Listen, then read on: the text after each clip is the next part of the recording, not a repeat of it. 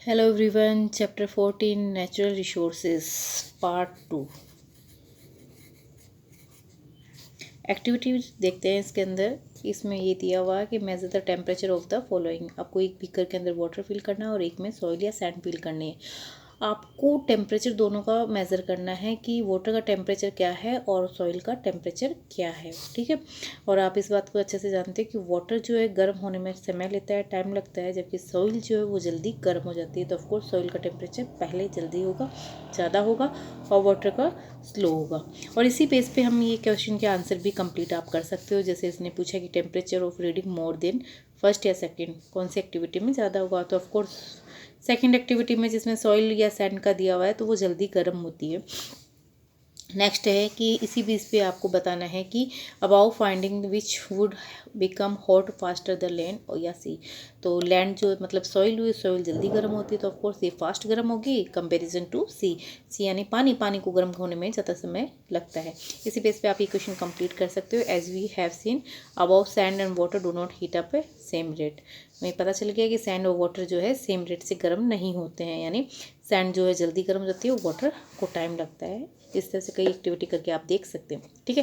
तो today's topic is the movement of air wind. किस तरह से हवा मूव करती है जिसे विंड कहते हैं, वो टॉपिक आज हम बात करते हैं। We have all felt the relief brought by cool evening breeze after a hot day. देखो, पूरा दिन जब हमें गर्मी लगती है तो हम शाम के समय जब हमें ठंडा लगता है, ब्रीज ठंडी हवा चलती है तो हमें बहुत रिलीफ महसूस होता है।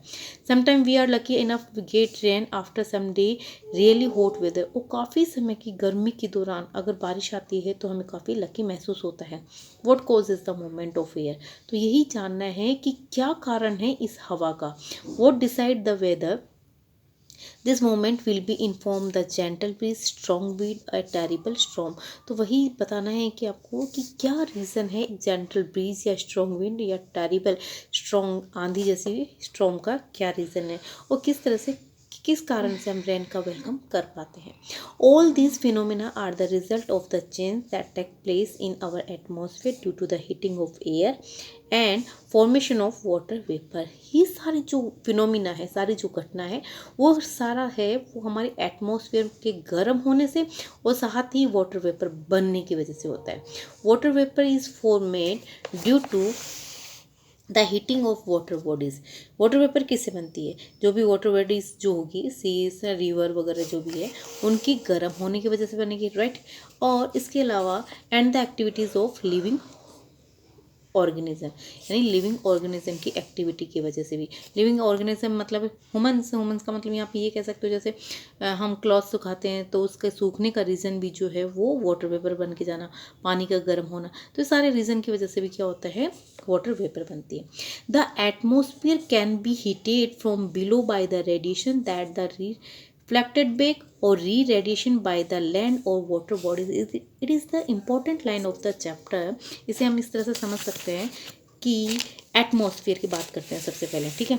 तो यहाँ बात हो रही है अर्थ की। जैसे ये अर्थ है, राइट, और अर्थ के ऊपर हमने इस प्रीवियस वीडियो में रखा कि अर्थ के जस्ट ऊपर कई सारी लेयर होती है, they are the make atmosphere. ये क्या बनाती है, हमारा एटमॉस्फेयर बनाती है, ठीक है।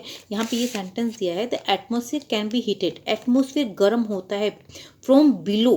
फ्रॉम बिलो का मतलब हुआ नीचे की ओर, तो नीचे की ओर से बात करते हैं तो ये हमारा अर्थ आ गया, ठीक है। तो एटमॉस्फेयर के जस्ट नीचे क्या है, हमारी अर्थ है।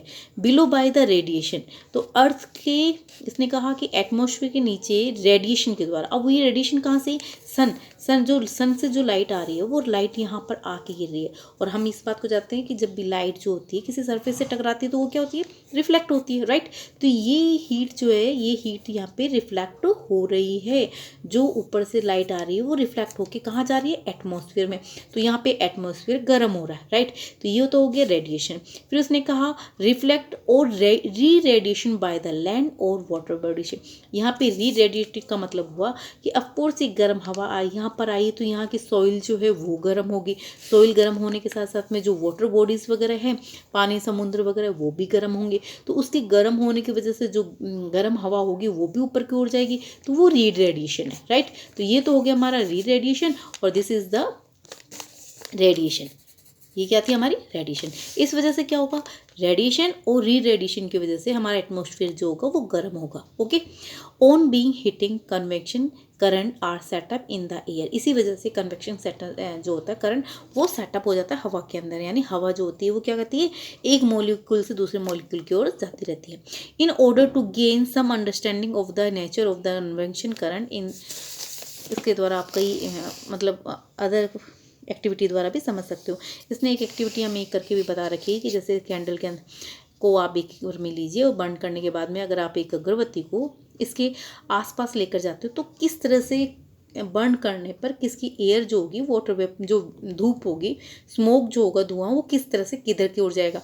अगर आप कैंडल को अगरबत्ती को यहाँ लाकर जलाते हो तब उसकी किधर स्मोक जाएगी, आपने इस एरिया से जलाया तो किधर जाएगी, और दूसरे अदर रीजन से जलाते हो तो उसका स्मोक जो होगा किस किस एयर में जाएगा। तो ये क्या हो गया, एयर जो है current being caused by the uneven heating of air. तो ये सारा जो होगा वो किसकी वजह से होगा, अनइवन हीटिंग ऑफ एयर की वजह से ये जो स्मोक होगा वो अलग अलग डायरेक्शन में जाएगा। The pattern of revealed by the smoke show as the direction in which hot and cold air move। इसके द्वारा हमें पता चल रहा है कि स्मोक का जो है वो डायरेक्शन किधर होगा। In a similar manner when air is heated by radiation from the heated land और वाटर इट इज राइज। हम सभी जानते हैं कि जैसे जैसे पानी गर्म हो या लैंड गर्म हो तो उससे गर्म होने वाली जो हवा होगी वो क्या होगी, लाइट होगी, और हवा जो गर्म होगी वो गर्म हवा हमेशा ऊपर की ओर राइज अप करती है। But since land gate heated faster than the water, पर हम ये बात भी जानते हैं कि ज़मीन जो है, सॉइल जो है, लैंड जो है वो जल्दी गर्म होती comparison to water. The air over the land would also be heated, तो जो लैंड के ऊपर की हवा है वो जल्दी गर्म होगी, faster than the air over the water bodies, तो जो पानी के ऊपर की जो हवा होगी वो देर से गर्म होगी। ठीक है, so if we look at the situation in the coastal region during the day the air about the land, तो ये सिचुएशन जो है आप कोस्टल एरिया मतलब समुद्री तट के जो एरिया है वहाँ के आसपास में आप देख सकते हो। राइट, इसे हम समझ भी सकते हैं, gate heated faster start rising, इसे हम इस डायग्राम के थ्रू समझ सकते हैं। जैसे ये हमारा हो गया कोस्टल एरिया, राइट, यानी वाटर, क्या थी ये, वाटर बॉडीज है, राइट, और ये हमारी हो गई लैंड। ठीक है, ये हमारा ज़मीन का एरिया है और ये हमारा पानी का एरिया है। ठीक है, अब हम बात करते हैं सन यहाँ से कि किसके किस तरह से गर्म होने की है। ठीक है, gate heated faster the start rising, जैसे अबाउ द लैंड, जो हवा सन की रेज जब नीचे गिरती है, सन की रेज नीचे आती है तो रेज आने से यहाँ की हवा जो हैगी, सॉइल, मैं बात कर चुकी हूँ कि सॉइल जो होती है वो जल्दी गर्म होती है। सॉइल गर्म होगी तो ऑफ कोर्स हवा, यहाँ से सॉइल गर्म होने से यहाँ की हवा भी क्या हो जाएगी, गर्म होगी, और गर्म हवा हमेशा किधर की ओर जाती है, ऊपर की ओर जाती है। किस ओर जाएगी गर्म हवा, क्योंकि वो लाइट होती है तो ऊपर की ओर जाएगी। तो लैंड जल्दी गर्म होती है तो ये हवा जो होती है ऊपर की ओर मूव करेगी। अब वाटर जो होता है वो देर से गर्म होता है, देर से गर्म होने की वजह से यहाँ का एरिया क्या हो गया, ठंडा हो गया, ठंडी हवा। अब यहाँ पे क्या हो गया, लो प्रेशर हो गया, इस जगह पे क्या हो गया, लो प्रेशर हो गया। लो प्रेशर क्यों हुआ, क्योंकि जो एयर थी वो तो गर्म होके हल्की हो गई, हल्की होने से ऊपर की ओर मूव कर गई है, और जैसे ये ऊपर मूव करती है तो ऑफ कोर्स ये वाला एरिया कैसा हो गया, खाली हो गया।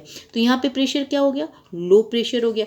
अब ये लो प्रेशर वाला एरिया किसके द्वारा भरा जाएगा, ये लो प्रेशर वाला एरिया जो है समुद्र से बहने वाली ठंडी हवा के द्वारा बह जाएगा। मतलब ये ठंडी हवा किधर आएगी, इस साइड से। तो अब हमें ये समझ में आया कि हवा किस ओर बहती है, कोल्ड से हॉट एरिया की ओर हवा बहती है, ठंडी से गर्म की ओर। यानी जब हम गर्मी में बैठे हुए होते हैं और अचानक से ठंडी हवा हमारे पास में आती है तो कोल्ड से ठंडी हवा जो है हॉट एयर की ओर बहती है। तो ये लो प्रेशर वाला एरिया जो है वो हॉट एयर के द्वारा फिल हो जाएगा।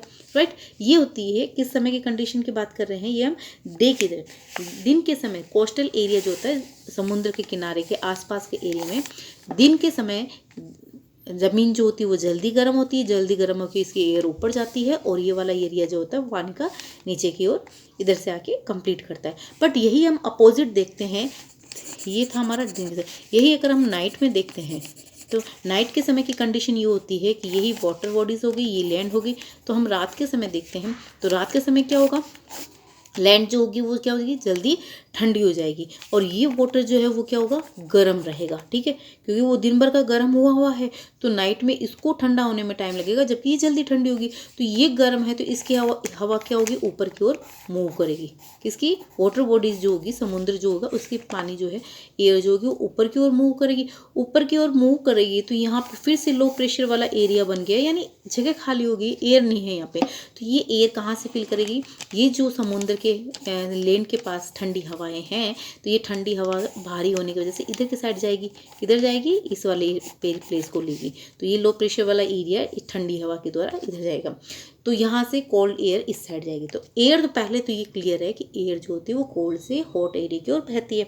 फिर बात करते हैं हम कोस्टल एरिया में हवा का बहना। कोस्टल एरिया में हवा जो होती है दिन के समय जो होती है वो किधर से किधर चलेगी, समुद्र से लैंड की ओर, सी ब्रिज से लैंड ब्रिज की ओर चलेगी। और इधर नाइट के अगर हम देखते हैं तो ये लैंड से सी की ओर ब्रिज चलेगी।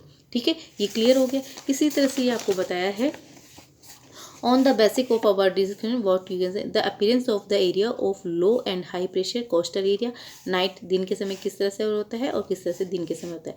Similarly all the movement of the air resulting in diverse atmospheric phenomena are caused by the uneven heating of the atmosphere in different region of the earth. तो ये सारी जो घटनाएं होती है वो किस तरह से होती है, अलग अलग रीजन जो है, अलग अर्थ के अलग अलग रीजन में एटमॉस्फेयर के गर्म होने के बेस पे है। But various other factor also influence दें द विंड। पर इसके अलावा भी कुछ फैक्टर है जो इन्फ्लुएंस करते हैं विंड को।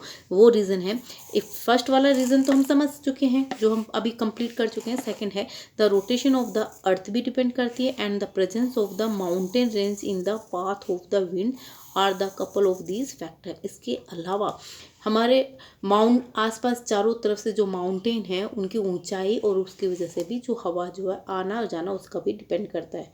We will not go in these factor detail, इसके बारे में और ज़्यादा हम डिटेल में नहीं बात करेंगे। ठीक है, ओके, थैंक यू।